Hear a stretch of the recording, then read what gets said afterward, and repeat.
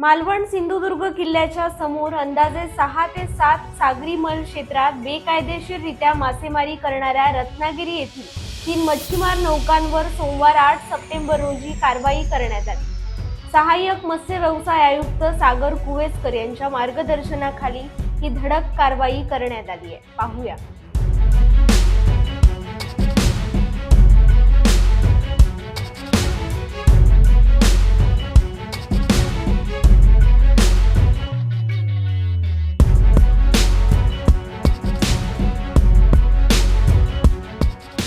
पकडण्यात आलेल्या ट्रॉलर्सवर बांगडा व मासळी आढळून आली आहे। या तिन्ही नौकांवर नौका तांडेलसह एकूण 55 ते 65 खलाशी आहेत। सदर नौका जप्त करून देवगड आनंदवाडी येथे ठेवण्यात आल्या आहेत। या नौकांना लाखो रुपये दंड होण्याची शक्यता आहे। आठवडाभरापूर्वी राज्याचे मत्स्य व्यवसाय व बंदर विकास मंत्री नितेश राणे यांनी अनधिकृत मच्छीमारी करणाऱ्या ट्रॉलर्सवर कारवाई करा असे आदेश दिले होते।